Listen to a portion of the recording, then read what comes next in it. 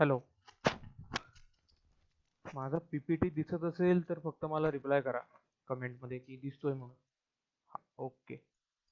तर basically PPT मध्ये आता लोक यायच्या आधी 1-2 मिनिटं आहेत आपल्याकडे, तर तुम्हाला एक सांगतो मी. पीपीटी मध्ये जे दिसतोय माझा फोटो, तो सिंधुदुर्गातल्या कणकवली तालुक्यातल्या कोळोशी नावाच्या ठिकाणी आम्हाला एक अश्मयुगीन गुहा सापडली. तिकडचा फोटो आहे हा. आणि 2019 साली म्हणजे गेल्या वर्षी आणि आत्ता या वर्षी 2 सीझन आम्ही तिकडे एक्सकव्हेशन केलं. तर त्याच्या बरोबर त्या गुहेच्या ह्याच्यात म्हणजे आपण कातळात जशी कपार असते तशी तिकडे कपार होती, आणि त्या कपारीतनं असं मध्ये एक भोग पडल्यामुळे मस्त एक, काय म्हणतात त्याला, सूर्याचे किरण असे आत येत होते. तिथे काढलेला हा फोटो आहे. आणि आपल्या कोकणात अशा प्रकारची प्रागैतिहासिक गुहा सापडायचं हे आय थिंक दुसरीच घटना असेल. तर ती कोळशीतल्या गुहेतला हा फोटो आहे. आणि बेसिकली हा फोटो ठेवला याचा अर्थ किंवा याचं कारण की त्या गुहेचा आणि आपल्या कातळ शिल्पांचा कदाचित डायरेक्ट संबंध असू शकतो. या ह्याच्यातनं आम्ही तिकडे एक्सकर्शन केलं होतं, त्याची माहिती मी नंतर परत देईनच. त्यावेळेचा हा फोटो आहे. एखाद मिनिटात आपण चालू करूया. 7 वाजलेत, करा 2 मिनिटं वाट बघू आपण आणि आपण चालू करू. तर अशीच एक प्रागैतिहासिक गुहा आपल्याला गुहागर तालुक्यात रत्नागिरी जिल्ह्यातले सुसरुंडी नावाचं गाव आहे तिथे मिळाली होती. आणि आत्ता ही सिंधुदुर्गामध्ये आपल्याला 2018 साली मिळाली. आणि आजच्या कोकणात बेसिकली या 2 गुहांची प्रॉपर एक्सकव्हेशन झालेली आहेत, उत्खननं आपण म्हणतो तशी झालेली आहेत. आणि दोन्ही ह्याच्यातनं प्रागैतिहासिक मानवाच्याच अस्तित्वाच्या खुणा मिळाल्या. सुसरुंडीत झालेलं उत्खनन जे आहे ते खूप जुनं आहे, जवळपास 1999-2000 साली झाले. आणि आत्ता हे आपण केलं होतं. त्यावेळेचा हा फोटो आहे. एखाद मिनिट, ठीक आहे, आपण चालू करूयात का? मला फक्त रिप्लाय करा, चालू करूयात का? आपण लगेच चालू करू आता. 7 वाजून गेलेत कारण.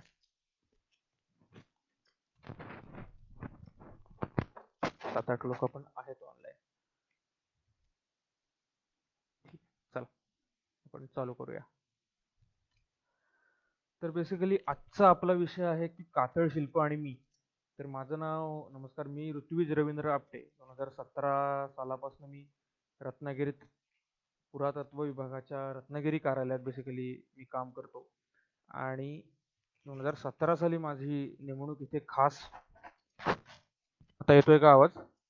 हा. 2017 साली खास माझी रत्नागिरीत नेमणूक करण्यात आली. ते म्हणजे मूळ कारण होतं कातळ शिल्प, त्याची शास्त्रीय पद्धतीने नोंदणी आणि कातळ शिल्पांचा अभ्यास या ह्याच्याखाली माझी इथे नोंदणी करण्यात आली. मी आधी पुणे ऑफिसला होतो, त्याच्यानंतर माझं रत्नागिरी कार्यालयात बदली झाली. 2017 साली मी इथे आलो आणि त्याच्यानंतर अजूनपर्यंत आमचा कातळ शिल्पांचा अभ्यास चालूच आहे. तर बेसिकली कातळ शिल्प म्हणजे काय?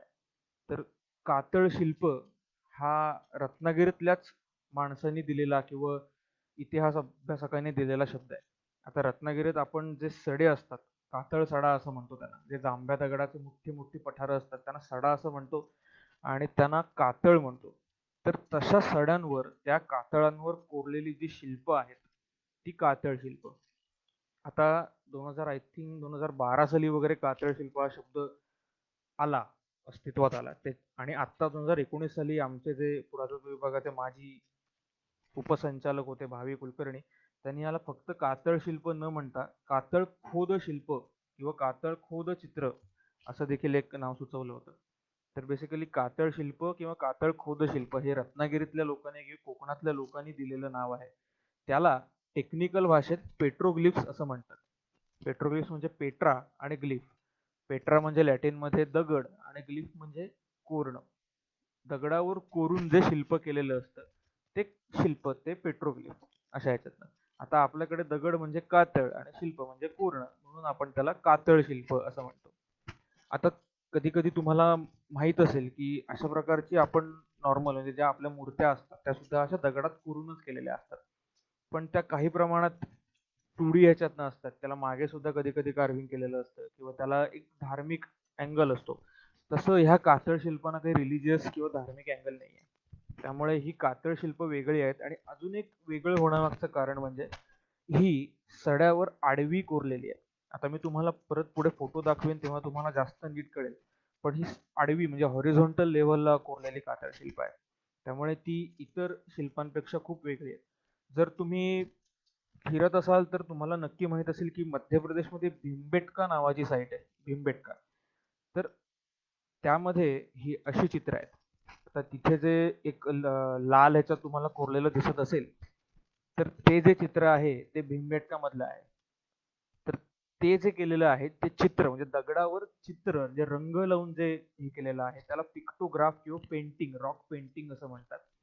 आणि शेजारीच तुम्हाला दिसत असेल तर ते जे आहे त्याला पेट्रोग्लिफ म्हणतात. म्हणजे तुम्हाला दोन ह्याच्यातला फरक नक्की कळेल की एक प्लेन सरफेस असतो त्याच्यावर चित्र रंगवली जातात, त्याला पिक्टोग्राफ किंवा रॉक पेंटिंग म्हणतात.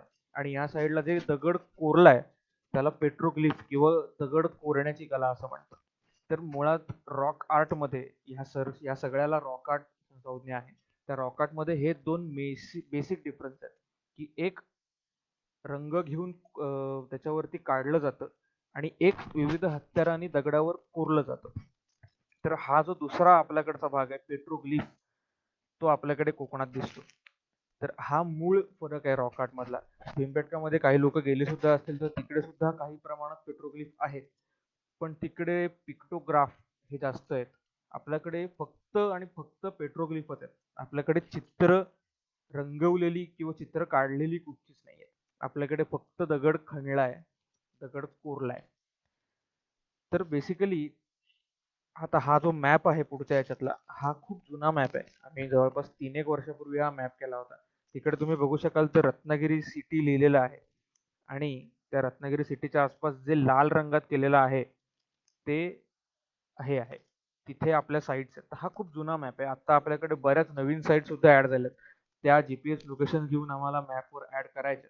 पण आयडिया यावी की कातळ शिल्प रत्नागिरीमध्ये कशी कशी पसरलेली आहे त्यासाठी हा एक मॅप आहे. आता वरती तिकडे गुहागर सुद्धा आहे. आपल्याकडे आता गुहागर मधल्या पण काही साईट्स आहेत. तिकडे जीपीएस घेऊन आपल्याला लोकेशन मॅप करायचे. आणि ही रत्नागिरी तालुक्यातली, राजापूर तालुक्यातली आणि लांजा तालुक्यातली अशा या गावांचा हा मॅप आहे. तुम्ही बघाल तर सगळी कातळ शिल्प ही समुद्राकडच्या ह्याच्यातच आहे. म्हणजे सह्याद्रीकडे जाणाऱ्या पट्ट्यात कुठच्याही साईट नाहीये किंवा कुठच्याही कातळ खोद शिल्प नाहीये स्पेसिफिकली. त्यातल्या त्यात जर दूरचं समुद्रापासून आपण बघायला गेलो तर कापडगाव नावाची साईट आहे, तिथे आहे ते जवळपास समुद्र सपाटीपासून आपलं समुद्रापासून 25 किलोमीटर अंतरावर आहे. जे रत्नागिरी तालुक्यातच येतं, पालीच्या जवळ आहे ते. रुंदीला म्हणजे समुद्रापासून रुंदीला सर्वात दूर जे गाव आहे ते हे कापडगाव आहे, जे 25 किलोमीटर अंतरावर आहे समुद्रापासून. तर बेसिकली ह्या कातळ शिल्पांचा शोध हा 1990 पासनं सुरू झाला असं म्हणायला हरकत नाही. सुरू झाला म्हणण्यापेक्षा पहिली जी कातळ शिल्पाची साईट होती ती 1990 साली आपल्याला रत्नागिरीतनं निवळी मार्ग जेव्हा गणपतीपुळ्यात जातो आपण तेव्हा ती दिसली गेली. तेव्हा त्या रस्त्याचं रोड वाइंडिंगचं काम चालू होतं आणि तिथे कामगार लोकांना काहीतरी वेगळं कोरलेलं असं दिसायला लागलं आणि त्यांना ते कळलं की हे काहीतरी वेगळं आहे. तेव्हा त्यांनी त्या कामगारांनी आर्किओलॉजी पुरातत्व विभागाला ते नोटिफाय केलं होतं. पण बऱ्यापैकी ते शिल्प 70% शिल्प त्या रोड वाइंडिंगच्या रुंदीकरणाच्या कामात गेलं. थोडंसं जे शिल्प आहे ते आपण आत्ताही नीट ठेवलेलं आहे. तर ती 1990 91-92 सालातली ती गोष्ट आहे. So तेव्हा पहिल्यांदा कातळ शिल्पांचा शोध लागला गेला. त्याच्यानंतर तिथे लिहिलंय मी हा अर्लिएस्ट मेन्शन निवळी फाट्याचं जे केलंय ते के घाणेकरांनी कोकणातील पर्यटन या त्यांच्या पुस्तकात कातळ शिल्प ह्या नावाने त्या निवळी फाट्याच्या कातळ शिल्पाचा उल्लेख केला. म्हणजे असं म्हणायला हरकत नाही की घाणेकर सर हे पहिले होते ज्यांनी कातळ शिल्प ही संज्ञा प्रथम चलनात आणली आणि त्यांच्या पुस्तकात तो मेन्शन केला. त्याच्यानंतर डॉक्टर दाऊद दळवी कोकण इतिहास परिषदेचे होते. त्यांनी त्यांच्या पुस्तकात जे लेण्यांवरचं आहे त्यामध्ये त्यांनी लिहिलं होतं की निवळी फाटा, बारसू आणि देवी असोळी या दोन नवीन साईटसह काही कातळ शिल्प कोकणात आहेत आणि त्या कातळ शिल्पांचं त्यांनी शास्त्रीय डॉक्युमेंटेशन केलं, शास्त्रीय पद्धतीने सगळं. आणि त्यांनी ती जी कातळ शिल्प आहेत ती निओलिथिक काळाशी जोडली. निओलिथिक काळ म्हणजे नवाश्म युग, ज्याला म्हणजे आर्किओलॉजिकल टर्म मध्ये आपण साधारणतः इसवी सन पूर्व 7000 च्या आसपास ते चालू झालं ते. त्याच्यानंतर रवींद्र लाड यांनी कोकणातील कातळ शिल्पे आणि सिंधू संस्कृती या नावाचं एक पुस्तक 2018 साली पब्लिश केलं, ज्यात त्यांनी दाऊद दळवींनी ज्या साईट केल्या होत्या निवळी फाटा, बारसू आणि देवी असं, त्याच्याच बरोबर त्याच ह्याच्यावर अभ्यास केला. एक नवीन साईट सुद्धा शोधून काढली आणि त्याच्यावर त्यांनी त्यात जी फिगर्स होत्या, त्यात जी कार्विंग्स होती, त्या कार्विंग्सचं कम्पेअर त्यांनी डायरेक्ट सिंधू संस्कृतीतल्या काही सील्स म्हणजे जे नाणी असतात किंवा जे कोरलेलं सापडतं सिंधू संस्कृतीतलं त्याच्याशी कम्पेअर केलं आणि कदाचित ही कातळ शिल्प सिंधू संस्कृतीच्या काळातली असतील असं त्यांनी एक अंदाज मांडला. त्याच्यानंतर साधारणतः 2000 साली आणि 2000च्या पहिल्या दशकात डेक्कन कॉलेज पुण्यातले आर्किओलॉजी कॉलेजचे डॉक्टर श्रीकांत प्रधान, डॉक्टर प्रबोध शिरवळकर आणि कोकटे हे कोकणातल्या एन्शियंट पोर्ट्सवर म्हणजे जुन्या बंदरांवर काम करत होते. तिथे काम करता करता केळशीमध्ये काम करत होते. तिथे ते काम करता करता त्यांनी लोकांना विचारलं की अशा प्रकारचं कुठे काही आहे का? तर ते करत असताना त्यांना पालशेत पोमिंडीच्या इथे गुहागरच्या इथे तिथे त्यांना काही कातळ शिल्प मिळाली आणि तिकडच्याच 2-3 साईट्सचा त्यांनी अजून अभ्यास केला आणि ते काय म्हणतात टेक्निकली साऊंड असा पेपर पहिल्यांदा कातळ शिल्पांवरचा त्या त्रयींनी प्रेझेंट केला होता. त्यांनी निवळी गावडेवाडी नावाचं निवळी फाट्याच्या इकडचं जे गाव आहे तिकडे सुद्धा एक नवीन साईट शोधली गेली. गुहागर मधल्या साईट त्यांनी शोधल्या.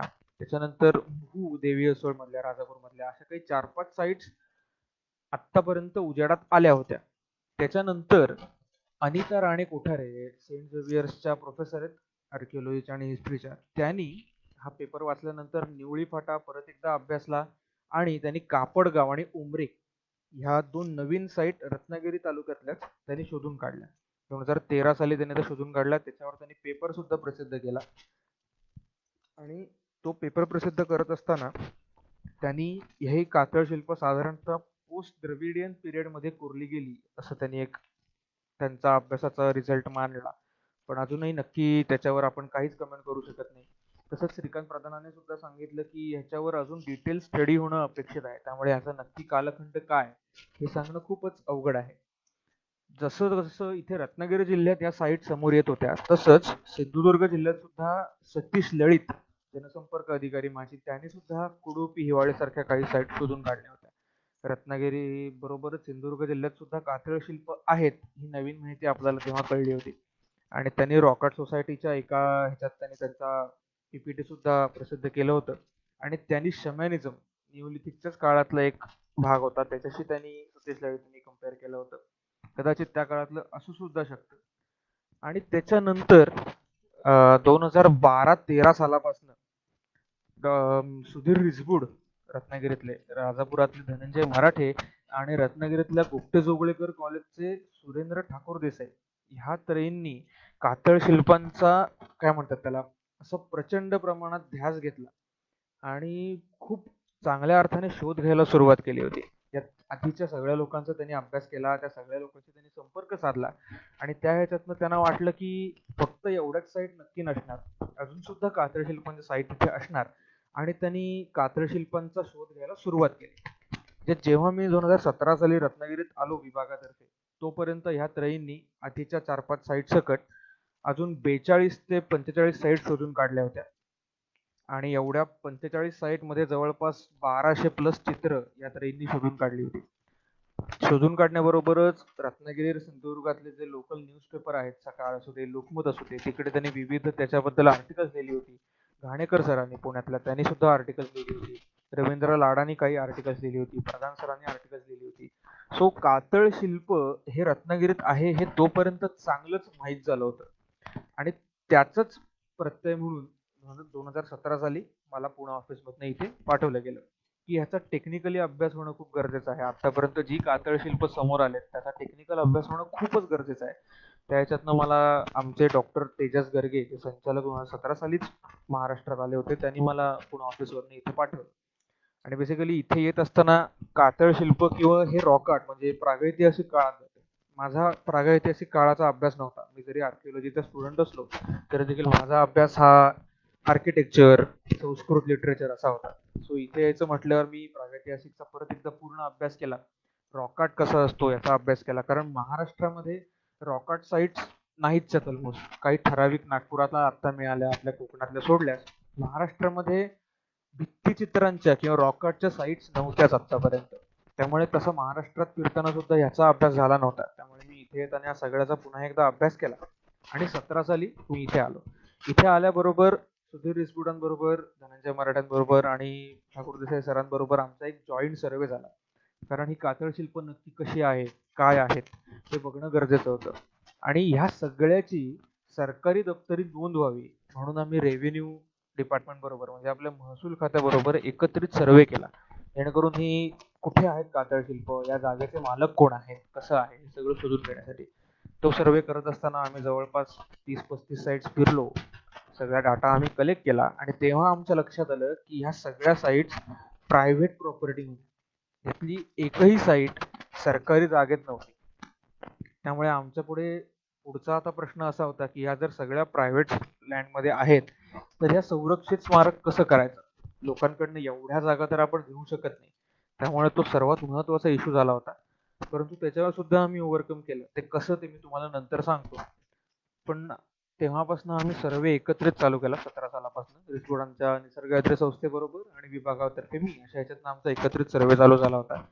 आणि जेव्हा 45 साईट होत्या त्याच्यानंतर त्या साईट्स वाढून आता आपल्याकडे जवळपास 72 गावात 102 ठिकाणी 1500 पेक्षा जास्त कातळ शिल्प आपल्याला आढळून आलेली आहेत. आता नुकतंच आम्ही गेल्या वर्षीपासून सिंधुदुर्ग जिल्ह्यात सुद्धा सर्वे चालू केला आणि तिथे सुद्धा आम्हाला काही सतीश लळितांनी शोधलेल्या साईट्स पेक्षा वेगळ्या साईट्स आढळून आल्या.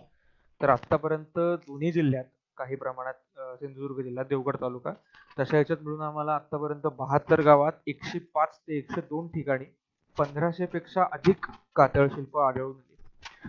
जवळपास या सगळ्या साईट्सचं आम्ही डॉक्युमेंटेशन केलं आमच्या तऱ्हेने जेवढं शक्य होतं तेवढं.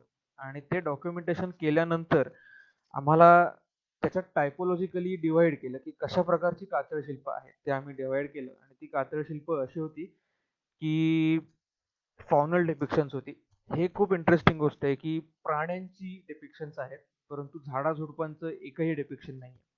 त्या फॉनल डिपिक्शन्स मध्ये अॅनिमल फिगर्स होत्या, प्राण्यांच्या आकृत्या होत्या. प्राण्यांच्या आकृत्यामध्ये शाकाहारी प्राणी, मांसाहारी प्राणी असे दोन होते. पक्षी होते. त्याच्यानंतर समुद्रातले प्राणी किंवा पाण्यातले प्राणी भरपूर प्रमाणात सापडले गेले. अँफिबियस म्हणजे आपण ज्याला उभयचर प्राणी म्हणतो ते सुद्धा प्राणी आम्हाला मिळाले. ह्या प्राण्यांबरोबरच माणसांच्या आकृत्या सुद्धा दिसल्या. आणि ॲब्स्ट्रॅक्ट म्हणजे अमूर्त, जे आत्तापर्यंत आम्हाला उलगडलं नाहीये किंवा जे फक्त जॉमेट्रिक पॅटर्न मध्ये आहे, आयतकृती आहे, सर्कल्स आहेत, लाईन्स कोरलेल्या आहेत, अशा प्रकारचे ॲब्स्ट्रॅक्ट कार्विंग ते आम्हाला दिसले. सो असे 5 ह्याच्यात आम्ही ते 1500 कातळ शिल्प डिवाइड केली. आणि त्याचे आता फोटो मी तुम्हाला एक एक दाखवतो की कशा प्रकारचे प्राणी आणि कुठे कुठे कोरलेले आहेत. फार असे काही वेगळी डिपिक्शन्स आपल्याला रत्नागिरीत सापडली की जी जगात कुठेच नाहीये. आणि ह्या कातळ शिल्पांचं एक वैशिष्ट्य म्हणजे ही जी काही कातळ शिल्प आहेत किंवा जी काही प्राण्यांच्या किंवा पक्ष्यांच्या, माणसांच्या आकृत्या, फिगर्स कोरलेल्या आहेत त्या सगळ्या एकतर लाईफ साईज आहेत. लाईफ साईज म्हणजे जसा प्राणी असतो तेवढ्या आकाराच्या किंवा त्याहून जास्त. ते छोट्या आकारात कोरलेलं नाहीये. जे भीमबेटकामध्ये किंवा इतर भित्तिचित्रांच्या साईट्स मध्ये दिसतं की ते छोट्या प्रमाणात कोरलं गेलंय, तसं इथे नाहीये. इथे जे काही आहे ते आता हत्ती 20-25 फुटाचा हत्ती असतो तेवढाच हत्ती कोरला गेलाय. गेंडा 15-17 फुटाचा असतो तेवढाच गेंडाही कोरला गेलाय. माणूस 5-6 फुटाचा असतो तेवढाच माणूस देखील कोरला गेलाय. तो हे जे वैशिष्ट्य आहे ते फक्त आपल्या रत्नागिरीतल्या आणि कोकणातल्या कातळ शिल्पांमध्ये दिसून येतं. आता जसं मी तुम्हाला मगाशी व्हेरिएशन्स दाखवली तशा व्हेरिएशन नुसार आता मी तुम्हाला फोटो पण दाखवतो, त्याच्यावर आपण डिस्कशन करूया.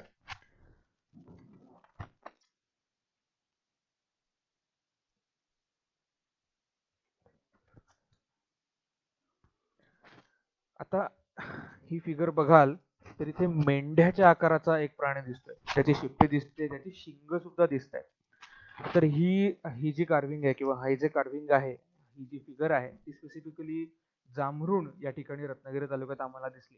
तर तुम्हाला ते कसं कोरलं याचा अंदाज येईल. हा सडा आहे आपला जो पाया खाली असतो ज्याच्यावरती आपण चालतो, त्याच्यावर आडव्या याच्यात ते कोरलेलं आहे. त्यामुळे हाही एक वेगळा फरक आहे. इतर ठिकाणी जे पेट्रोग्लिफ कोरलेली आहेत ती उभ्या भिंतींवर कोरलेली आहेत. हे जी चित्र आहेत ती सगळी आडव्या म्हणजे आपण ज्याच्यावर चालतो त्या जमिनीवर कोरलेली आहेत. आता जेवढा मेंढा असतो तेवढंच हे आहे. त्याच्यावरती जो दिसतोय तो स्टिंगरे आहे. ते आपल्याला मागे त्याची शेपटी पण दिसेल आणि त्याचा आकार सुद्धा दिसेल. त्याच्यानंतर ही जी फिगर आहे, सांबार ह्याच्यातलं, सांबार फॅमिलीत किंवा हरणाच्या फॅमिलीतलं जाणारं एक आपल्याला हे जनावर दिसतं. त्याचे शिंग सुद्धा दिसत आहेत, त्याचे पाय दिसत आहेत. ही 2D आहे स्पेसिफिकली. त्याच्या अंगावर एक शिंग किंवा ते हत्यारही असू शकतं. आपल्याला नक्की सांगता येत नाही आता नक्की काय आहे ते. पण इथे त्याचे डोळे किंवा असं स्पेसिफिक जास्त फीचरिंग काही दाखवलं नाही. त्याची शिंग आहेत, त्याचे कान आहेत, त्याचे पाय आहेत, शेपूट आहे आणि मेल फेलिक्स सुद्धा दाखवलेलं आहे स्पेसिफिकली त्याला. म्हणजे ते जे जनावर आहे ते मेल आहे. जे एवढं डिटेलिंग सुद्धा त्यांनी काही काही ठिकाणी दाखवलेलं आहे. पण बाकी डोळे दाखवलेले नाही आहेत, बाकी काही दाखवलं नाहीये. पण ह्याच्यातलं त्यांनी स्पेसिफिकली फीचरिंग इथे केलेलं आहे. त्याच्यानंतरची जी फिगर आहे ही आपल्याकडची आतापर्यंतची सर्वात उत्तम फिगर आहे गेंड्याची. जर तुम्ही नीट बघाल तर इथे मी ॲरो सुद्धा फिरवतो. हे जे दिसतंय ते शिंग आहे, हे दोन त्याचे कान आहेत आणि हा एकशिंगी गेंड्याची चित्र आहे. तुम्ही बघाल तर हा धावत्या ह्याच्यात आहे. त्याचा एक पाय पुढे दुमडलेला, एक पाय मागे आहे. ही त्याची शेपटी आहे. त्याचे दोन कान दिसत आहेत, त्याचं शिंग दिसतंय. मुळात आत्ता एकशिंगी गेंडा हा फक्त आणि फक्त आसाममध्ये दिसतो, बाकी कुठेच दिसत नाही तो. तर तो कोकणात कसा आला आणि फक्त हा एकच ठिकाणी, हा देऊळ मधला आहे, रत्नागिरी तालुक्यातलं देऊळ नावाचं गाव आहे, जाकादेवीच्या पुढे, तिकडचं हे चित्र आहे. तर फक्त एकाच ठिकाणी हा गेंडा कोरलेला नाहीये. तर आतापर्यंतच्या आपल्या सगळ्या डॉक्युमेंटेशन मध्ये जवळपास 5 ते 7 साईटवर एकशिंगी गेंड्याची फिगर आपल्याला सापडलेली आहे. आता एकशिंगी गेंडा आत्ता फक्त आसामला अस्तित्वात आहे, तो कोकणात कसा आला? कारण हा, तुम्ही म्हणजे आता सुद्धा आपण कुठेही बघून आलो आणि इथे चित्र काढू शकतो असं होऊ शकत नाही. याचा अर्थ तो माणूस जो होता त्या काळी राहत होता, तो गेंडा बघत होता आणि ते बघता बघता त्याने काढलेला आहे. जे आता लक्षात ठेवून आपण त्याला मेमरी ड्रॉइंग म्हणतो. हे मेमरी ड्रॉइंग नाही, हे आपल्याला लगेच कळून येतं. हे मेमरी ड्रॉइंग असूच शकत नाही, कारण एवढं डिटेलमध्ये मेमरी ड्रॉइंग येऊ शकत नाही. जसं आपण म्हणतो की गेंड्याचं मागच्या भागातली कातडी जाड असते किंवा मानेवरची कातडी जाड असते, ते सुद्धा इथे फीचर कधी कधी दिसतं. ते आता एक्झॅक्टली ते ओव्हरलॅपिंग कार्विंग आहे का ती खरंच कातडी दाखवायचा प्रयत्न केला आहे ते नक्की आपल्याला माहित नाही. पण बारीक काही काही फीचर्स किंवा हे त्या माणसाने एवढे परफेक्ट पकडलेत आणि ते त्यांनी त्या चित्रांमध्ये कोरलेले आहेत. आता इथे मागे बघाल तर इथे हे तरच दिसतं गेंड्याच्याच खालच्या अंगाला, त्याच्या पायाच्या पुढच्या पायाच्या खालती तरसाचं दिसतं. त्याच्या अंगावरचे जे केस दिसतात, त्याच्या मागचे लांब पाय दिसतात, त्याचे पुढचे छोटे पायही दिसतात. त्याच्या शेजारी सिव्हिड फॅमिलीतला एखादा प्राणी दिसतो. गेंड्याच्या मागच्या बाजूला हा मोर आहे, इथे छोटा अजून एक प्राणी आहे, इथे अजून एक हरिण सुद्धा दिसतं. सो ही देऊड मधली साईट आहे. त्याच्यानंतरची जी फिगर आहे प्राण्याचीच आहे. हा, ह्या गेंड्याच्या फिगरचं हे लाईन ड्रॉइंग आहे. तुम्हाला एक्झॅक्टली त्याचा अंदाज येईल की हा गेंडा कोरला कसा गेला. इथे तुम्हाला जास्त नीट दिसेल त्याचं शिंग, त्याचे दोन कान आणि तो जणू धावतोय अशा पोझिशनला तो आहे. त्याचा पुढचा पाय सुद्धा दुमडलेला आहे. जसा एखादा प्राणी धावताना त्याचे पुढचे पाय मागे वळलेले असतात तसं ते दिसतं आपल्याला. इथे खालती तुम्हाला तरस सुद्धा दिसेल. इथे हरणाची प्रतिकृती जी आहे शेजारी ती सुद्धा दिसेल. त्याच्यानंतरची फिगर जी आहे ती चव्यातली आहे. इथे तुम्ही बघाल तर आता त्याच्या भोवती हा रस्त्याच्या अगदी लगत आहे. चिराखाणींच्या ह्याच्यातनं इकडनं ट्रकचं भरपूर येणं जाणं असायचं. त्या ट्रकच्या येण्या जाण्यामुळे ही जी फिगर्स दिसतात आपल्याला त्या बऱ्यापैकी नष्ट होण्याच्या मार्गावर होत्या. परंतु जेवढ्या वाचल्या आम्ही, डॉक्युमेंट केल्या आणि ज्या जागा मालकाला होतं त्या जागा मालकाला आम्ही बोलावलं, त्याला त्याचं महत्त्व सांगितलं आणि त्याच चिराच्या ह्याच्यातनं आम्ही साईडला एक छोटं कुंपण घालून ठेवलं, जेणेकरून इकडनं आता ट्रक जाऊ शकत नाही. इथे सुद्धा तुम्ही बघाल तर इथे हे रानडुकराचं चित्र दिसतं. इथे अजून एक डुक्कर आहे, इथे अजून एक प्राणी आहे, हे सुद्धा चित्र आहे तिथे मानवी आकृती काही. हे चवे नावाचं गाव आहे, देऊळच्याच पुढे 1 किलोमीटरवर अंतरावर आहे. तिथे तिकडचं हे चित्र आहे. ही जी फिगर आहे ती आत्तापर्यंतची आपल्या कातळ शिल्पांच्या अभ्यासातली सर्वात मोठी फिगर आहे. हा हत्ती आहे. जर तुम्ही नीट बघाल तर तुम्हाला दिसेल की ही त्याची एक ट्रंक दिसते, म्हणजे त्याची सोंड दिसते. त्याचे दोन कान दिसतात, दोन पाय दिसतात. त्याची शेपूट परत एकदा मिसिंग आहे, त्याची शेपूट दिसत नाही. पण हा हत्ती आहे एवढं आपल्याला नक्की कळतं. आणि हा हत्ती जवळपास 36 बाय 48 बाय 36 फुटाचा हत्ती आहे. म्हणजे आता ह्याच्यात ह्युमन, इथे तुम्ही बघाल इथे छोटीशी एक स्केल आहे जी 1 मीटरची स्केल आहे. तुम्ही आता इमॅजिन करू शकता की हा हत्ती केवढा आहे. आणि या हत्तीच्या आत 70 प्राण्यांच्या फिगर्स आहेत. त्याच्यात एक गेंडा सुद्धा आहे, त्यात शार्क दाखवलेला आहे. इथे खालती बघाल तर इथे अजून एक छोटा हत्ती आहे. इथे वाघाचं चित्र आहे. त्याच्यानंतर इथे रानडुक्कर आहे, मोर आहे, वानर आहे. त्या हत्तीच्या आत अजून 70 प्राण्यांचे चित्र आहे. आणि 70 प्राणी म्हणजे फक्त जंगलातले किंवा जमिनीवर वावरणारे प्राणी नव्हेत, तर जंगली आपलं समुद्री प्राणी सुद्धा आहेत. शार्क दाखवला आहे, स्टिंगरे आहे, कासव आहे, वानर आहे. फक्त इथे मनुष्याकृती कुठेही नाही. त्यामुळे हे जे क्लस्टर आहे ते टोटली फक्त आणि फक्त प्राण्यांच्या आकृतीने भरलेलं आहे. हा, आता तुम्हाला दिसत असेल तर ते पूर्णपणे फक्त प्राण्यांच्या ह्याच्यातनं हे केलेलं आहे. त्यात आता तुम्हाला इथे दिसेल हे परत रानडुक्कर आहे, इथे हत्ती आहे. हे कांगारू सारखं दिसणारं चित्र आहे, परंतु हे कांगारू नक्की नाहीये. इथे हे वानर दिसतंय, इथे हा शार्क दिसतो, इथे परत शार्क दिसतो, इथे हा मोर आहे. आणि हे जे दिसतंय तुम्हाला, हे आम्ही पांढरी खडू किंवा चुना भरून ते आम्ही त्याचं कार्विंग हायलाइट केलं. कारण जेव्हा आम्ही इथे साफ करायला आलो होतो, तेव्हा आम्हाला फक्त एक कान दिसत होते. त्याच्या पलीकडे हा हत्तीचा फिगर आहे, आम्हाला काही आयडियाच नव्हती त्या गोष्टीची. आम्ही जसजसं तो खराटा घेऊन साफ करत गेलो, एक लाईन धरून ती वरची लाईन पकडली आणि साफ करत गेलो, तसतसं आम्हाला हा हत्तीचा आकार आहे हे आम्हाला कळलं. आणि तो जास्त क्लिअर व्हावा फोटोमध्ये दिसण्यासाठी मग आम्ही त्यासाठी चुन्याचं किंवा पांढरा जो ऑइल साधा रंग असतो त्याने ते पेंट केलं होतं. आणि बेसिकली पहिल्यांदा जो आम्ही फोटो काढला होता, तेव्हा आम्ही एक छोटी गाडी नेली होती जी मागणं ओपन होती. त्याच्यावरती 24 फुटी शिडी लावली. त्या शिडीवर चढून आम्ही फोटो काढला होता, तरी देखील पूर्ण हत्ती येत नव्हता. त्याच्यानंतर गेल्या वर्षी आमच्याकडे ड्रोन आला आणि आम्ही जेव्हा ड्रोनने त्याचा फोटो घेतला, तेव्हा हा असा हत्ती आहे हे आम्हाला तेव्हा कळलं. जवळपास हा एक 15 ते 20 मीटर वरनं फोटो घेतलेला आहे तेव्हा. तेव्हा हत्ती आम्हाला पूर्णपणे दिसला. याच हत्तीच्या साईडला दोन्हीकडे उजव्या आणि डाव्या हाताला अजूनही काही चित्र आहेत, परंतु आत्तापर्यंत आपल्या काकशिल्पाच्या इतिहासात ही साईट सर्वात मोठी साईट आहे. 48 बाय 36 फुटाचा हत्ती आहे हा. जे हा एक हत्ती आहे आणि मी तुम्हाला अजून पुढचे काही हत्ती दाखवतो. त्या दोन्ही हत्तींमधले फरक सुद्धा बघू शकतो आपण आता. हे त्यातलं लाईन ड्रॉइंग आहे. लाईन ड्रॉइंग मध्ये तुम्हाला नीट दिसेल की हत्तीच्या आत कशा कशा फिगर्स कोरलेले आहेत.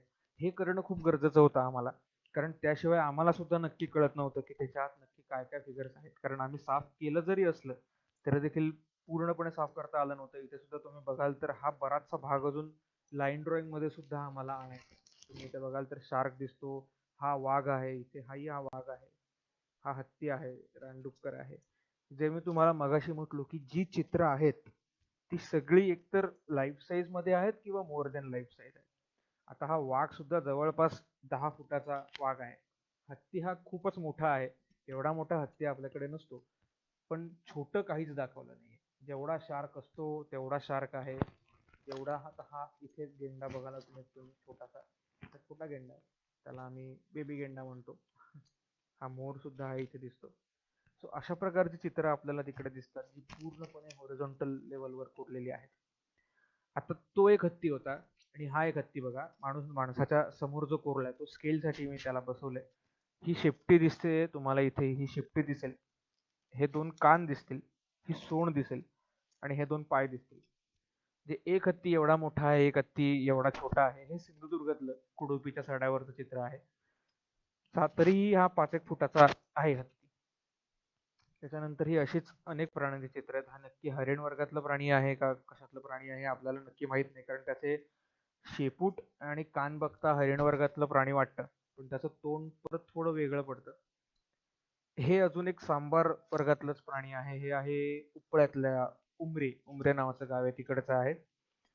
त्याच्याही शिंग दिसतात, त्याचे शेपूट दिसते, दोन पाय दिसतात. त्याचाही तो मेल असल्याचं जे अवयव दाखवतात तेही तिथे दाखवलेलं आहे. आणि इथे हे एकमेव चित्र आहे जिथे कदाचित हा भाला असू शकतो अशी दाट शक्यता आहे, परंतु अजूनही ते नक्की नाहीये.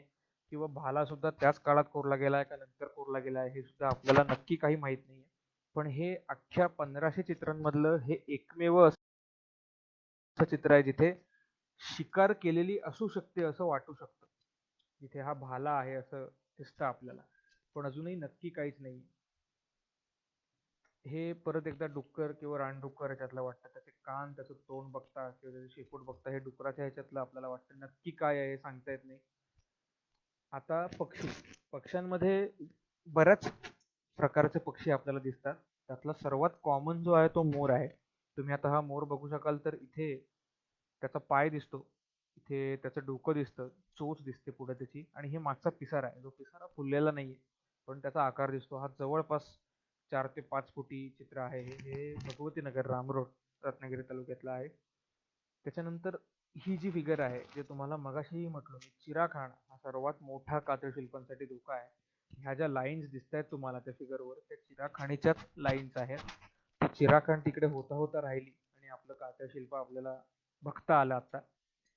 जेव्हा आम्ही विविध तज्ञांशी कातळशिल्पांच्या बाबतीत बोलतो, तेव्हा झू आर्किओलॉजिस्ट सुद्धा असतात किंवा झूओलॉजिस्ट सुद्धा असतात, ज्यांची आम्हाला मदत घ्यायला लागते. कारण अशा काही फिगर्स आहेत प्राण्यांच्या किंवा ह्यांच्या, की नक्की ते कुठचे प्राणी आहेत हे आम्हालाही सांगता येत नाही. तेव्हा जेव्हा आम्ही झूओलॉजिस्टची कन्सल्ट केलं, किंवा स्वतः सुधीर रिसबूड ज्यांना भाई म्हणतात, ते सुद्धा पक्षी निरीक्षक आहेत, पक्षी अभ्यासक आहेत. त्यांच्याशी बोलल्यानंतर असं कळलं की हा एलिफंट बर्ड नावाचा एक पक्षी असतो, त्याची ही फिगर असू शकते. ही फिगर जवळपास 7 ते 8 फूट लांब आहे, अशी उंचीला. त्याचं चोच किंवा हे सगळं आकार बघता किंवा त्याचा मागचा भाग बघता, ही एलिफंट बर्ड नावाचा पक्षी आहे, त्याची फिगर असू शकते असा हा पहिला अंदाज आहे.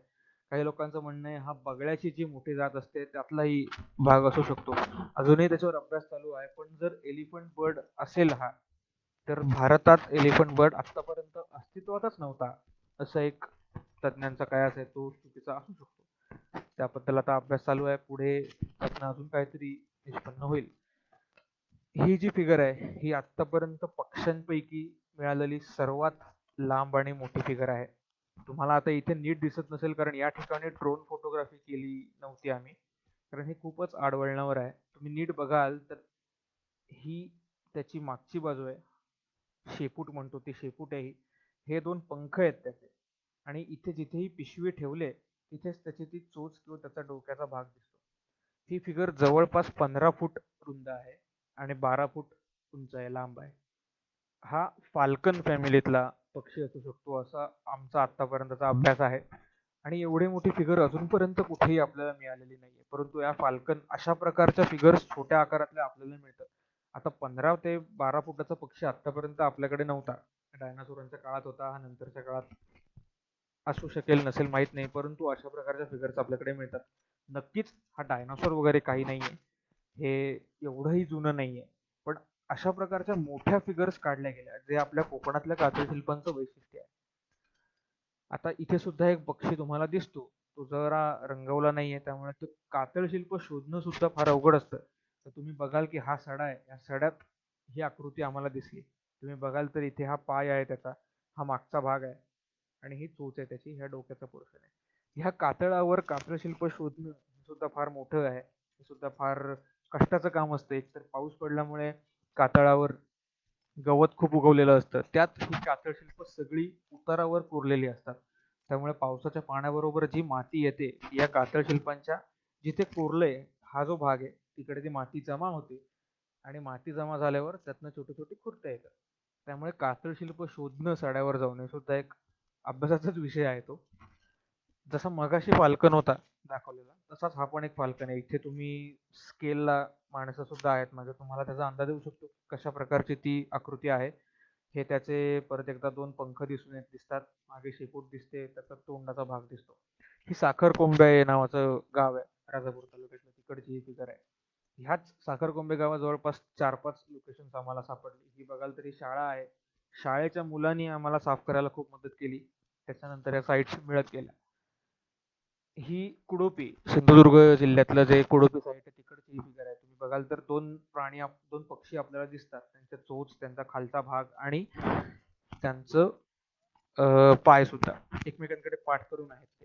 सो अशा प्रकारच्या फिगर सुद्धा दिसतात. हे अत्यंत छोटे आहे. हा एक दगड बघाल तर दगडाच्या साईडच्या ह्याच्यातनं आहेत त्या. So अशा विविध प्रकारचे पक्षी सुद्धा आपल्याला दिसतात. असे काही पक्षी आहेत ज्यांचं अजून आयडेंटिफिकेशन होणं बाकी आहे, आणि विविध ह्याच्यातनं पक्षी वाढत जातात. आता मोर जसा दिसतो की हा मोर आहे स्पेसिफिकली, तसं ह्या यांचं सांगता येत नाही. अजून बऱ्याच ठिकाणी पक्ष्यांच्या अशा फिगर्स आहेत की ज्या गरुडासारख्या, घारीसारख्या दिसतात, किंवा विविध ह्यांच्यासारख्या दिसतात, की ज्या नक्की कसल्या आहेत ह्याच्यावर अभ्यास अजूनही चालू आहे आमचा. आता ॲक्वाटिक ॲनिमल्स हे प्राणी, ह्याच्यातले जलप्राणी. पाण्यातले सगळे. आता हा स्टिंगरे जो मगाशी तुम्हाला मी दाखवला त्या मेंढ्याच्या वरच्या अंगावर होता तोच हा आहे. त्याची शेपूट दिसते, त्याचा वरचा आकार पण दिसतो, त्याला वाघळी मासा म्हणतात कोकणात स्पेसिफिकली. हा स्टिंगरे आपल्याला दिसतो. त्याच्यानंतर आणि एवढं डिटेल आहे त्याच्या साईडला इथे छोटा अजून एक भाग आहे जो नॉर्मली स्टिंगरेला असतो. आणि स्टिंगरे हा समुद्रातलाच प्राणी आहे. सो समुद्रातलाच मासा आहे, इथे त्याचा असतो. म्हणजे शेपटाच्या साईडला एक त्याचा छोटा भाग तिथे असतो, तो देखील यांनी दाखवलेला आहे. ही जांभरुण गावातलं आहे चित्र. त्याच्यानंतर हे बघाल तर इथे विविध छोटे छोटे मासे आपल्याला दिसतात. अशा प्रकारे आम्ही ते पेंट करतो जेणेकरून ते दिसावेत. आता इथे हे साफ केल्यानंतर बऱ्यापैकी त्याचं कार्विंग डीप असल्यामुळे आपल्याला दिसतं की हे मासे आहेत, परंतु काही ठिकाणी अजिबातच दिसत नाही, तेव्हा आम्हाला हे असं पेंट करायला लागतं. तर हे पेंट पहिला पाऊस पडल्यावर किंवा पाणी पडल्यावर ते पेंट निघून जातं, त्यामुळे त्याचा कातळाला काही दुरुपयोग नाही आहे. आणि बेसिकली हा सेकंडरी लॅटराइट आहे जो केमिकली इनर्ट असतो, त्यामुळे त्याच्यावर HCl टाका, NaOH टाका, वाटेल ते केमिकल टाका, त्याचा या कातळावर काही परिणाम होत नाही. खरं तर हे आर्किओलॉजिकली चूक आहे असं आम्हाला विविध तज्ज्ञांकडनं सांगण्यात आलं, परंतु आम्हाला दुसरा काही पर्याय नव्हता. त्यामुळे आम्ही काही ठिकाणी असं पेंटिंग करतो कधी कधी डॉक्युमेंटेशन करत असताना, कारण ते नीट दिसत नाही डोळ्याला, त्यामुळे करायला लागतं. त्याच्यानंतर इथे सुद्धा तुम्ही बघाल तर ही शार्कची फिगर दिसते, ही सुद्धा कशेळीतलीच आहे. अशा प्रकारच्या शार्कच्या आकृत्या आपल्याला बऱ्याच ठिकाणी रत्नागिरी आणि सिंधुदुर्ग जिल्ह्यात दोन्हीकडे दिसून आल्या. आता हा शार्क तसा आकाराने कमी आहे जसा ओरिजिनल शार्क असतो त्यापेक्षा, पण अशा प्रकारचा शार्क सुद्धा दिसून येते. त्याच्यानंतर अजून एक इथे नीट बघाल, ही कापडगाव मधली साईट आहे, नीट बघाल तर ही मोठी एक माशाची आकृती आहे. त्याच्या वरच्या बाजूला हा माणूस आहे, त्याच्या खालती त्याचे बूट आहेत काय नक्की कळायला मार्ग नाहीये. इथे हे कासव सुद्धा दिसतं. ही एक मोठी माशाची आकृती दिसून येते आपल्याला. इथे जवळपास 50 ते 60 फिगर्स आहेत. उभयचर प्राणी, आता उभयचर प्राण्यांमध्ये सुद्धा आपल्याला जास्त प्रमाणात दिसत नाही, परंतु समुद्री कासव दिसतं. त्याच्यानंतर आपण घोरपड म्हणतो ते घोरपडी दिसतात, किंवा ती मगर सुद्धा असू शकते. नक्की घोरपडे का मगर आहे ते आपल्याला सांगता येत नाही. आणि खेकडा, असे जे 3-4 प्राणी आपल्याला दिसून येतात. आता हे जे समुद्री कासव आहे, हे समुद्री कासव आहे. ह्याच्यावर बऱ्याच झूलॉजी मधल्या तज्ञांशी चर्चा केल्यावर हे समुद्री कासव याच्यावर शिक्कामोर्तब झालं. ही जी समुद्री कासवाची आकृती आहे ही कापडगाव मध्ये आहे. जसं मी तुम्हाला मगाशी म्हटलो की कापडगाव हे गाव समुद्रापासून 25 किलोमीटर अंतरावर आहे. रत्नागिरीच्या समुद्रापासून 25 किलोमीटर अंतरावर समुद्री कासवाची फिगर येणं सुद्धा एक खूप अभ्यासाचा वेगळा विषय ठरतो. अशा प्रकारच्या समुद्री कासवाच्या फिगर जास्त ठिकाणी नाही आहेत, 2 ते 4 साईट्सवरच आहेत, पण त्यातलं ही जी फिगर आहे ती सर्वात मोठी आहे. जवळपास 5-1 फुटाची ही आकृती आहे. जेवढं समुद्री कासव असतं मोठं वाढलेलं तेवढ्याच आकाराची आहे ती. त्याच्यानंतर ही अशा प्रकारची फिगर आहे. आता हे नक्की घोरपड आहे, मगर आहे का सुसर आहे, सुसर नक्कीच नाही आहे, पण घोरपड का मगर ह्याच्यातला आपल्याला नक्की अंदाज येत नाही. ही भालावली मधली आहे. ही मेरवीतलं फिगर आहे. इथे सुद्धा तुम्हाला दिसतं. आता ही त्याचा शेवटचा शेपटीचा भाग तुटलाय काही प्रमाणात, परंतु ही त्याच घोरपड किंवा मगरीच्या ह्याच्यातलाच प्राणी आहे हे आपल्याला नक्की कळून येतं. हे मेरवीतलं आहे, रत्नागिरीतलं. आणि ही जी फिगर आहे ही आत्ता आम्हाला लेटेस्ट मिळालेली फिगर आहे. सिंधुदुर्गातल्या देवगड तालुक्यातल्या तळे बाजार ह्या गावी आम्हाला मिळालेली फिगर आहे ही. तुम्ही बघाल तर तो खेकडा आहे त्याच्या, आणि बेसिकली खेकडा एकाच साईडने आम्हाला दिसतोय, रोपटं लावलं होतं. सो आम्हाला अजून नक्की माहित नाहीये की त्याच्या ह्या बाजूला त्याची नांगी अजून आपल्याला हे काढल्यानंतर दिसेल का दिसणार नाही, पण हा खेकडा आहे हे तर नक्की आपल्याला दिसून येतं. त्याचा हा नांगीचा भाग दिसतो, त्याचा पायाचा भाग दिसतो आणि त्याचा मागचा भागही दिसतो. हा खेकडा ह्यूज आहे. जेवढा हत्ती असतो तेवढ्या आकाराचा हा खेकडा आहे. 7 मीटर बाय 8 मीटर, म्हणजे 8-24 24 बाय 20 फुटाचा खेकडा आहे हा. तिथेच आम्हाला अजून सुद्धा काही शिल्प मिळाली, परंतु खेकडा मिळण्याची ही पहिलीच वेळ होती. आतापर्यंत शोधात आपल्याला खेकडा कधीच मिळाला नव्हता. त्यामुळे हा खेकडा आहे तो, हे मराठी आहे. तिथे जेव्हा आमचं कोळोशीला एक्सकॅव्हेशन चालू होतं उत्खननच्या गुहेमध्ये, तेव्हाच आम्ही या साईटचा सुद्धा आम्हाला शोध लागला होता. आम्ही येऊन साफसफाई केल्यानंतर एवढा मोठा खेकडा तिकडे निघाला. खेकडा मिळण्याची ही पहिलीच वेळ आहे. अशा प्रकारचे उभयचर प्राणी सुद्धा दिसतात. त्याच्यानंतर मनुष्याकृती, मनुष्यकृतीमध्ये प्रचंड प्रमाणात विविधता दिसते. म्हणजे खास करून विविधता दिसते कधी-कधी मनुष्याच्या आकारात विविधता दिसते, जी 4 फुटापासून अगदी 7 फुटापर्यंत आहे, 9 फुटापर्यंत आहे. त्याच्यानंतर हाताच्या बोटांमध्ये, पायाच्या आकारात, डोक्याच्या आकारात फरक दिसून येतो आपल्याला. आता इथे बघाल तुम्ही तर ह्या बाईला डोकं नाहीये किंवा ही बाई आहे म्हणण्यामागचं स्पेसिफिक रिझन म्हणजे त्या बाईचं पोट पुढे आलंय. प्रेग्नंट असताना जशी एखादी स्त्री दिसते तसं ही फिगर असावी असा आमचा अंदाज आहे. त्या बाईने दोन्ही पाय पाकवलेले आहेत, तिचे दोन्ही हात दिसतात, तिचं डोकं गायब आहे. आमच्याकडे मुंबईच्या केईएम हॉस्पिटलमधल्या गायनेकोलॉजिस्ट एकदा कातळ शिल्प बघायला आल्या होत्या. त्यांना खास करून आम्ही ही जागा, ही साईट दाखवली, ही फिगर दाखवली. तेव्हा त्या डॉक्टरबाई पण आम्हाला म्हटल्या की ही नक्कीच गरोदर स्त्री आहे आणि गरोदर स्त्री जेव्हा बाळाला जन्म देताना तिची जी पोझिशन असते त्या पोझिशन मध्ये ती आहे. आता गंमत म्हणजे तिथेच बरोबर हा एक छोटा खड्डा सुद्धा आहे. आता हा खड्डा नंतरच्या काळात वाढला का आधीपासून होता हे आपल्याला नक्की माहित नाही. परंतु ही अशा प्रकारची फिगर आतापर्यंत कोकणात किंवा इतर तर कुठेही मिळालेली नाही आहे. ही पहिलीच फिगर असेल जिथे डोक्याचा पोर्शन पूर्णपणे गायब आहे. आता इथे तुम्ही बघाल तर त्याचं डोकं दिसतं, गोल आहे. त्याच्या हाताना बोटं दिसतात, त्याच्या पायाना बोटं दिसत नाहीत परत. एक पाय खूप मोठा दिसतो, एक पाय खूप छोटा दिसतो.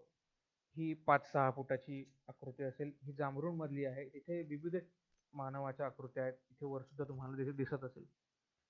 ही आहे देवाच्या गोठण्यातली. आता तुम्ही मागचा मानवाची आकृती आणि यातला फरक तुम्हाला दिसेल. तिकडे त्याला बोटं दिसत होती, इथे याला बोटं नाही आहेत. जसं टेडी बिअरचा हात असतो तसे याचे हात आहे आणि ह्याचं डोकं सुद्धा खूप मोठं आहे. जसं आपण गौतम बुद्ध किंवा देवदेवतांना मागे प्रभावली असते तशी प्रभावली त्याच्याकडे आहे असं वाटतं आपल्याला, परंतु ते नक्की काय आहे ते आपल्याला माहित नाही. ही 7 फुटाची ह्युमन फिगर आहे देवाच्या गोठण्यातली. ह्याची अजून एक वैशिष्ट्य, याची अजून एक खासियत म्हणजे ह्या ठिकाणी कंपस नॉर्थ साईड दाखवतच नाही. मॅग्नेटिक डिफ्लेक्शन आहे टोटली.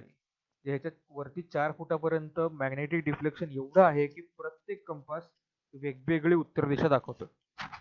आणि ही आय थिंक सेकंडरी लॅटराईट मधली भारतातली पहिलीच जागा असावी. ह्याच्यावर सुद्धा आमचे डॉक्टर सुरेंद्र ठाकूर देसाई काम करत आहेत. ते स्वतः जिओलॉजिस्ट आहे, ते ह्याच्यावर काम करतातच आहेत.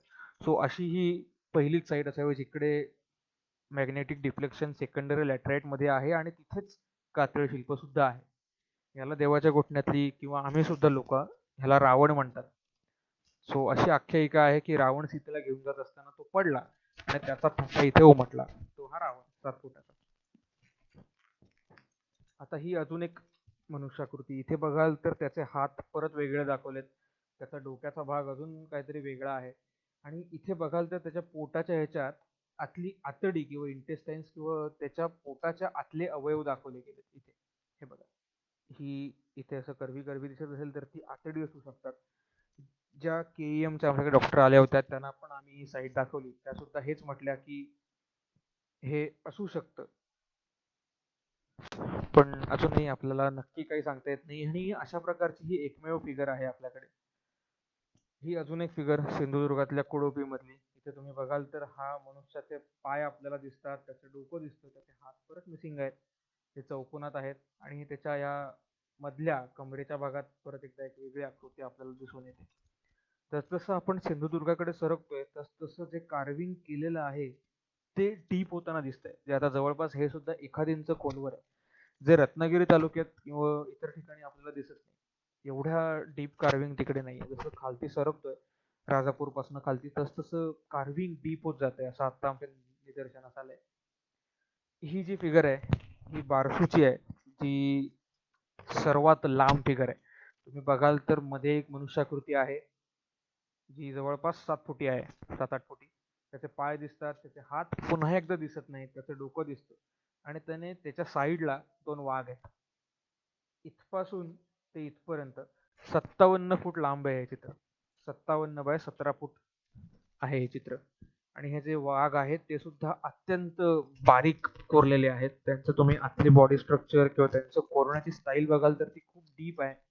अशा प्रकारचं कुठचंही प्राण्याचं चित्र आतापर्यंत कोरलं गेलं नव्हतं. हे पहिलंच असावं जे एवढं डिटेलमध्ये कोरलं गेलं. सिंधुदुर्गामध्ये काही प्रमाणात सापडत आहे, रत्नागिरी मधलं हे पहिलं चित्र असावं. हे अशा प्रकारचं चित्र हरप्पन सिंधू संस्कृतीतल्या एका सीलवर होतं. त्याचा अभ्यास करून रवींद्र लाड वगैरे ह्या लोकांनी हे सिंधू संस्कृतीशी निगडीत आहे असं अभ्यास असा त्यांनी दर्शवलं होतं. परंतु आपल्याकडे ह्याच्याशिवाय दुसरा काहीच ठोस पुरावा नाहीये. आणि इथे त्या सिंधू संस्कृतीमध्ये त्या माणसाने वाघांना पकडलेलं आहे, तिथे त्या माणसाचे हातच नाही. त्याचे हात टोटली गायब आहेत. फक्त वाघ तिकडे शेजारी दिसत आहेत एवढंच आहे आपल्याला इथे. हे त्याचं लाईन ड्रॉइंग आहे. तुम्हाला अंदाज येईल की इथे त्याचे हात दिसतच नाहीये. इथे ते अजून एक सशाची आकृती आहे. आणि त्या माणसाच्या छातीच्या इथे परत एक वेगळं काहीतरी कोरलेलं आहे. त्याचाही अभ्यास चालू आहे, नक्की काय आहे ते समजण्यासाठी. ऍबस्ट्रॅक्ट पॅटर्न, जसं तुम्हाला मगाशी म्हटलो, अमूर्त भरपूर चित्र आहेत ज्याचं नक्की काय म्हणायचं आहे तेच कळत नाही. गोल आकाराची सरळ लाईन, आयताकृती, चौकोनाकृती अशी कैक ठिकाणी चित्र कोरलेली आहेत. हे परत उमऱ्यातलं आहे, हेही पोचरीतलं आहे उक्षी, हेही तिकडचंच आहे. हे नक्की काय आहे हे आपल्याला कळत नाही. ह्याला आम्ही गोपद्म म्हणतो. गायीने पायाऊल ठेवल्यावर जसा ठसा उमटतो तसं हे चित्र आपल्याला दिसतं, म्हणून त्याला आम्ही गोपद्म म्हणतो. आता हे सुद्धा फक्त लाईन्स आहेत त्याच्यावर, त्याच्या पलीकडे हे काहीच नाही. सो अशा प्रकारचे चित्र कोकणात बऱ्याच ठिकाणी, म्हणजे जवळपास 1500 चित्रांपैकी 60% चित्र ही अशाच प्रकारच्या चित्रांनी हे केलेली आहेत, व्यापलेली आहेत.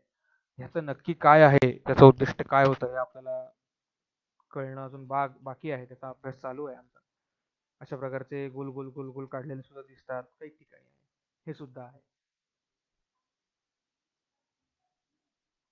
आता हे सर्वात इंटरेस्टिंग जो कोकणातल्या कातळशिल्पांचा अजून एक पुरातत्व विभागाच्या दृष्टीने जो महत्वाचा भाग आहे तो म्हणजे हा, त्याला आम्ही स्क्वेअर रिलीफ पॅटर्न असं म्हणतो.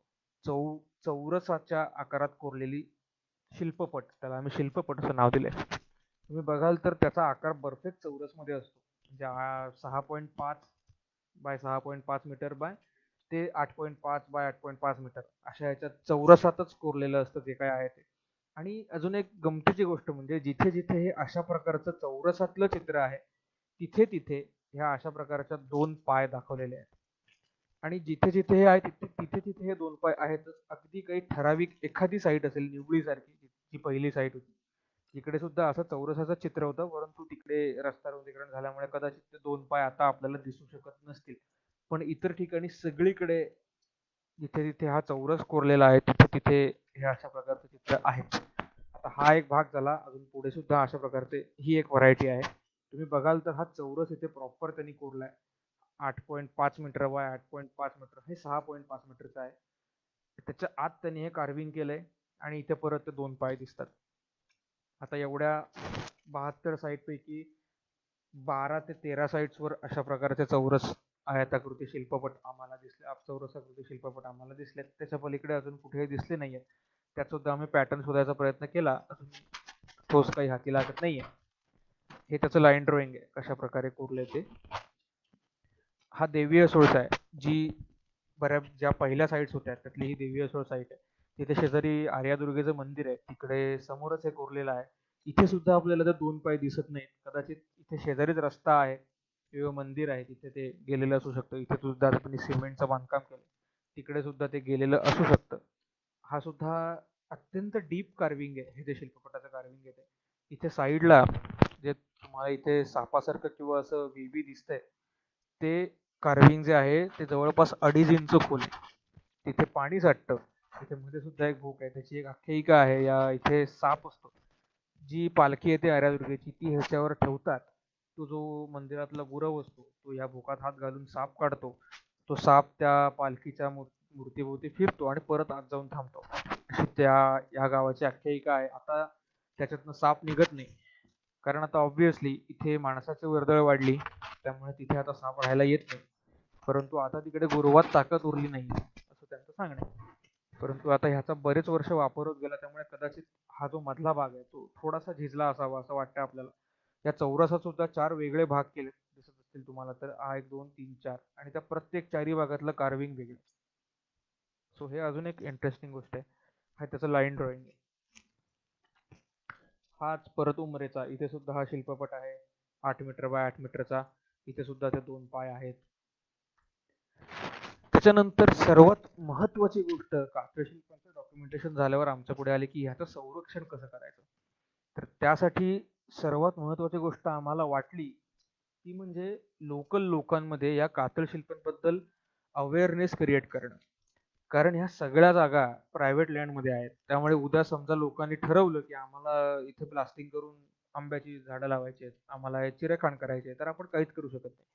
त्यामुळे लोकांमध्ये अवेअरनेस क्रिएट करणं, लोकांना या कातळशिल्पांचं महत्त्व पटवून देणं, त्याचं ऐतिहासिक महत्त्व काय आहे, पर्यटनदृष्ट्या महत्त्व काय आहे, हे पटवून देऊन मग त्यांना त्या जागेसाठी कन्व्हिन्स करणं, हा आमचा पुढचा सर्वात महत्त्वाचा टास्क होता. जे सुधीर रिसबूड, धनंजय मराठे हे 2014 सालापासून करत आलेत. आतापर्यंत विविध ठिकाणी त्यांनी तर जवळपास 300 ठिकाणी शाळांमध्ये जाऊन आलेत. मी 55-60 शाळांमध्ये, कॉलेजमध्ये जाऊन, गावांमध्ये भेटून सगळ्यांना हे सांगून आलो. आणि उक्षी नावाचं गाव आहे. तिकडच्या लोकांना आम्ही सांगितल्यानंतर ती लोक स्वतःहून सगळे गावकरी एकत्र आले. त्यांनी हा जो हत्ती आहे, त्या हत्तीच्या भोवती हे तुम्हाला दिसतंय ते कुंपण बांधलं इथे, जेणेकरून वाहतं जे पाणी आहे ते त्या हत्तीवर येऊ नये आणि तो हत्ती नीट सुरक्षित राहावा म्हणून त्यांनी साईडला कुंपण बांधलं. हा 17 ते 20 बाय 20 फुटाचा हत्ती आहे. तो बघण्यासाठी तुम्हाला एक 6 फुटी प्लॅटफॉर्म हवा जिकडनं तो आपण बघू शकतो. हे सगळं त्यांनी सगळं स्वखर्चातनं केलं. तो चिरा आणला चिरेवाल्याने, अजून सिमेंट आणलं, गवंडी गावातले सगळे गवंडी लोक आली, कामगार आले, त्या सगळ्यांनी हे एकत्र उभं केलं. 2018 जानेवारीमध्ये हे बांधलं गेलं आणि तेव्हापासनं आत्तापर्यंत जवळपास 20 ते 30 हजार लोकांनी उक्षी गावाला भेट दिली. म्हणजे कातळ शिल्प पर्यटनदृष्ट्या पण किंवा आर्थिकदृष्ट्या पण एखाद्या गावाला कसा हातभार लावू शकतो त्याचं जिवंत उदाहरण आहे उक्षी गाव आहे. त्यांनी या कातळ शिल्पांच्या ह्याच्यावर जवळपास 1-1.5 कोटीची कामं गावात झाली, रस्ता बांधण्याची किंवा अजून डेव्हलपमेंटची कामं या गावात केली गेली. त्यामुळे कातळ शिल्प फक्त ऐतिहासिक महत्वच आहे म्हणून प्रोटेक्ट करण्याची गरज नाही आहे, तर त्याला आर्थिक व्हॅल्यू सुद्धा आहे. त्याला पर्यटनाचं खूप वेगळी जोड दिली तर एखाद्या गावाचा खूप चांगला विकासही होऊ शकतो. ते याच्यातनं आपल्याला कळून येतं. हा फोटो आणि नंतर जेव्हा आमच्याकडे ड्रोन आला तेव्हाही असं दिसलं, की हा असा हत्ती आहे. अशा प्रकारे त्याने ते कुंपण बांधलं आणि तिथे तो चौथरा सुद्धा एक उभा केला. आणि आता लोक इथे वर चढून त्या हत्तीला नीट बघतायत. आता जेव्हा आम्ही सुरुवातीला आलेलो तेव्हा इथे एवढा हत्ती स्पष्ट नव्हता, परंतु आता त्याच्या भोवती वाहणारं पाणी कमी झाल्यामुळे आता तो हत्ती खूप चांगला दिसतो. आणि बेसिकली सांगायचं झालं तर या कातळ शिल्पानं बाकी खास कसलाही धोका नाही आहे. मूळ धोका म्हणजे मानवाचाच आहे. ज्याच्यावरनं तुम्ही ब्लास्टिंग करतो आपण, अजून मायनिंग करतो. कोकणात जांभ्याचं मायनिंग, खाणकाम खूप जोरात चालतं. ऑलरेडी आपण काही 4 ते 5 साईट्स खाणींमध्ये दवडल्या. आपण काही करू शकलो नाही. परंतु जेव्हा याचं महत्त्व इकडच्या महसूल अधिकाऱ्यांना सुद्धा कळलं, तेव्हा खाणीसाठी सुद्धा एक स्पेसिफिक नियम करण्यात आले, की जिथे कातळ शिल्प आहे त्याच्यापासून 10 ते 20 मीटरपर्यंत खाणकाम करायला बंदी आहे. हे रत्नागिरीच्या प्रांताधिकाऱ्यांनी करून दाखवलं. त्यामुळे बऱ्यापैकी आपल्या साईट सगळ्या वाचल्या आणि आत्ताच काही दिवसांपूर्वीच बातमी आपल्याकडे आली, की राज्य सरकारने सुद्धा या कातळशिल्प 17 जी कातळशिल्पांची आम्ही यादी पाठवली, जी पर्यटनदृष्ट्या किंवा ऐतिहासिकदृष्ट्या महत्त्वाची आहे, अशी 17 गावं आम्ही त्यांना पाठवली होती. त्या 17 गावांच्या कातळशिल्पांच्या ह्याला पण प्रशासकीय मान्यता देण्यासाठी आपल्या राज्य सरकारने पावलं उचललेली आहेत. असा हा कातळशिल्पांचा ठेवा आपल्या कोकणात आहे, जो आत्तापर्यंत माहीत नव्हता. सुधीर रिसबूड, धनंजय मराठे, ठाकूर देसाई सर ह्या लोकांनी एवढ्या मोठ्या प्रमाणात पुढे आणला आणि आता आम्ही तो आमच्याकडनं थोडा थोडा पुढे न्यायचा प्रयत्न करतोय. तर हा अशा प्रकारचा खूप महत्त्वाचा ठेवा आपल्याकडे कोकणात आहे, तो आपण नीट जपला पाहिजे. आणि बेसिकली हे फक्त कोकणाला ऐतिहासिक महत्त्व देण्यासाठीच आहे अशातला भाग नाही. ह्याच्यातनं कोकणच्या सड्यावर जे आत्तापर्यंत नीट काही उत्पन्न नव्हतं, फक्त ब्लास्टिंग करून जे उत्पन्न येत होतं, त्याच्या पलीकडे जाऊन आपल्याला दुसरं अजून उत्पन्न मिळू शकतं, हे सुद्धा ह्याच्यातनं आपल्याला कळतं. त्यामुळे असा हा ऐतिहासिक ठेवा आपल्याकडे आहे. मी 17 सालापासून या प्रवासाचा एक प्रवासी झालो आणि आता मी याच्यावर माझी PhD सुद्धा करतोय. माझा दुसरा अभ्यासही चालू आहे. आता ह्याच्या काळाबद्दल किंवा हे नक्की कुणी कोरलं ह्याच्याबद्दल सांगायचं झालं तर आपल्याकडे असे ठोस पुरावे काही नव्हते किंवा आत्ता सुद्धा नाही आहेत आपल्याकडे काही ठोस पुरावे या कातळ शिल्पांबद्दलचे. परंतु जेव्हा आम्ही सर्वे चालू केला तेव्हा आम्हाला दिसलं की तिथे काही प्रमाणात दगडी हत्यारं आहेत. त्या दगडी हत्यारं त्याला आम्ही मायक्रोलिथ्स म्हणतो, की आम्हाला 7 ते 8 ठिकाणी आढळून आली. त्याचं डेटिंग करणं खूप अवघड असतं, कारण त्या दगडी हत्यारांचा कालखंड खूप मोठा आहे. म्हणजे इसवी पूर्व 50,000 अगदी आत्ता इसवी सनाच्या दुसऱ्या शतकापर्यंत तशा दगडी हत्यारांचा वापर केला गेला. त्यामुळे आपल्याला नक्की सांगता येत नाही की ही हत्यारं त्याच काळातली आहेत का कुठची आहेत. परंतु आपल्याकडे एक ठोस पुरावा आहे, जे म्हणजे प्राण्यांची शिल्प. अशा प्रकारचे प्राणी कोकणात आत्ताही अस्तित्वात नव्हते, परंतु तेव्हा ते होते. आता गेंडा, हत्ती यासारख्या प्राण्यांना मुशी लागतं किंवा सदाहरित वनं लागतात. तशा प्रकारचं वातावरण कधी होतं पॅलिओ मध्ये. किंवा बेसिकली सर्वात महत्त्वाचं म्हणजे इथे पाळीव प्राणी कुठचेच कोरले गेले नाहीयेत.